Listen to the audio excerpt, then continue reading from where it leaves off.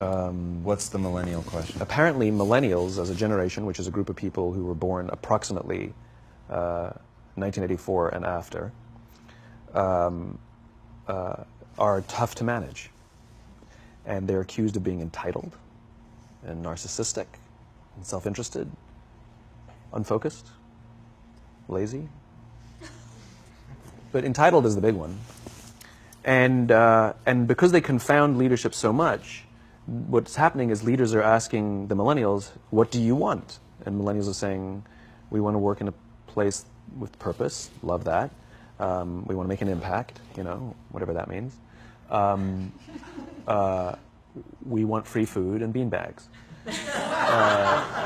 And so somebody articulates some sort of purpose, there's lots of free food and there's beanbags, and yet for some reason they're still not happy.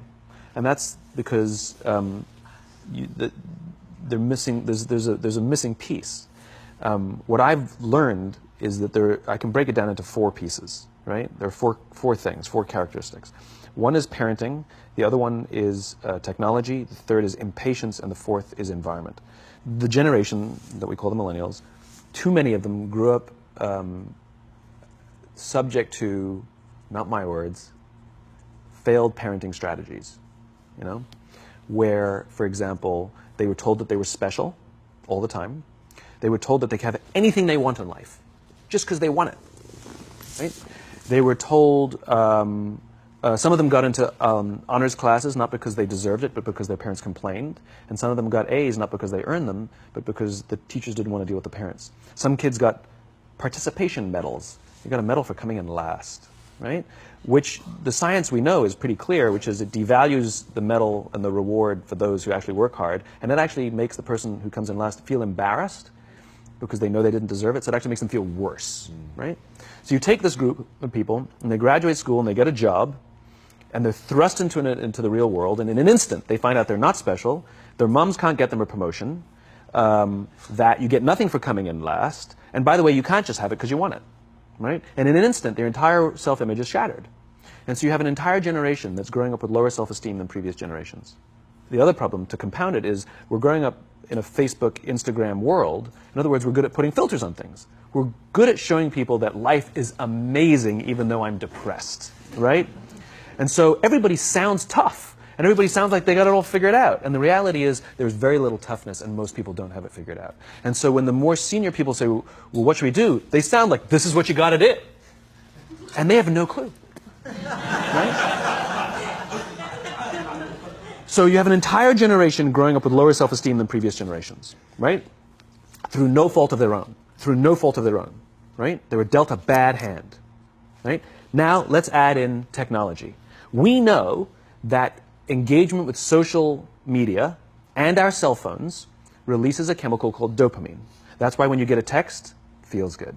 Right? So, you know, we've all had it where you're feeling a little bit down or feeling a bit lonely, and so you send out 10 texts to 10 friends, you know, hi, hi, hi, hi, hi, because it feels good when you get a response, right? Right? It's why we count the likes, it's why we go back 10 times to see if my Instagram is growing slower, did I do something wrong, do they not like me anymore, right? The trauma for young kids to be unfriended, right? Because we know when you get a hit of dopamine, which feels good. It's why we like it. It's why we keep going back to it. Dopamine is the exact same chemical that makes us feel good when we smoke, when we drink, and when we gamble. In other words, it's highly, highly addictive, right? We have age restrictions on smoking, gambling, and alcohol, and we have no age restrictions on social media and cell phones, which is the equivalent of opening up the liquor cabinet and saying to our teenagers, hey, by the way, this adolescence thing, if it gets you down. But that's basically what's happening. That's basically what's happening, right? That's basically what happened. You have an entire generation that has access to an addictive, numbing chemical called dopamine through social media and cell phones as they're going through the high stress of adolescence. Why is this important? Almost every alcoholic discovered alcohol when they were teenagers. When we're very, very young, the only approval we need is the approval of our parents. And as we go through adolescence, we make this transition where we now need the approval of our peers. Very frustrating for our parents, very important for us. It allows us to acculturate outside of our immediate families into the broader tribe, right? It's a highly, highly stressful and anxious period of our lives, and we're supposed to learn to rely on our friends. Some people, quite by accident, discover alcohol and numbing effects of dopamine to help them cope with the stresses and anxieties of adolescence. Unfortunately, that becomes hardwired in their brains, and for the rest of their lives, when they suffer significant stress, they will not turn to a person, they will turn to the bottle. Social stress, financial stress, career stress, that's pretty much the primary reasons why an alcoholic drinks, right? What's happening is, because we're allowing unfettered access to these dopamine-producing devices and media, basically it's becoming hardwired, and what we're seeing is, as they grow older, too many kids don't know how to form deep, meaningful relationships. Their words, not mine. They will admit that many of their friendships are superficial. They will admit that their friends, that they don't count on their friends, they don't rely on their friends, they have fun with their friends, but they also know that their friends will cancel on them as something better comes along. Deep, meaningful relationships are not there because they never practice the skill set, and worse, they don't have the coping mechanisms to deal with stress. So when significant stress starts to show up in their lives, they're not turning to a person, they're turning to a device, they're turning to social media, they're turning to these things which offer temporary relief. We know, the science is clear, we know that people who spend more time on Facebook suffer higher rates of depression than people who spend less time on Facebook. Right? These things balanced. Alcohol is not bad, too much alcohol is bad. Gambling is fun, too much gambling is dangerous. Right? There's nothing wrong with social media and cell phones. It's the imbalance. Right? If you're sitting at dinner with your friends and you're texting somebody who's not there, that's a problem. That's an addiction. If you're sitting in a meeting with people you're supposed to be listening to and speaking, and you put your phone on the table, face up or face down, I don't care, that sends a subconscious message to the room that you're just not that important to me right now. Right? That's what happens. And the fact that you cannot put it away is because you are addicted. Right? If you wake up and you check your phone before you say good morning to your girlfriend, boyfriend, or spouse, you have an addiction. And like all addiction, in time, it'll destroy relationships, it'll cost time, and it'll cost money, and it'll make your life worse. Right? So you have a generation growing up with lower self-esteem that doesn't have the coping mechanisms to deal with stress. Right? Now you add in the sense of impatience. Right? They've grown up in a world of instant gratification. You want to buy something, you go on Amazon, it arrives the next day. You want to watch a movie? Log on and watch a movie. You don't check movie times. You want to watch a TV show? Binge. You don't even have to wait week to week to week. Right? I know people who skip seasons just so they can binge at the end of the season. Right? Instant gratification. You want to go on a date? You don't even have to learn how to be like, hey. You don't even have to learn and practice that skill. You don't have to be the uncomfortable one who says yes when you mean no, and says no when you mean no, and yes when you... You don't have to swipe right. Bang, I'm a stud. Right? You don't have to learn the social coping mechanisms. Right? Everything you want, you can have instantaneously. Everything you want, instant gratification. Except job satisfaction and strength of relationships, there ain't no app for that. They are slow, meandering, uncomfortable, messy processes. And so I keep meeting these wonderful, fantastic, idealistic, hardworking, smart kids. They've just graduated school. They're in their entry-level job. And I sit down with them and I go, how's it going? They go, I think I'm going to quit. I'm like, why? They're like, I'm not making an impact. I'm like, you've been here 8 months. You know? It's as if they're standing at the foot of a mountain. And they have this abstract concept called impact that they want to have in the world, which is the summit. What they don't see is the mountain. I don't care if you go up the mountain quickly or slowly, but there's still a mountain. And so what this young generation needs to learn is patience. That some things that really, really matter, like love, or job fulfillment, joy, love of life, self-confidence, a skill set, any of these things, all of these things take time. Sometimes you can expedite pieces of it, but the overall journey is arduous and long and difficult. And if you don't ask for help and learn that skill set, you will fall off the mountain. Or you will, the worst case scenario, and we're already seeing it, the worst case scenario is we're seeing an increase in suicide rates. We're seeing an increase in this generation. We're seeing an increase in accidental deaths due to drug overdoses.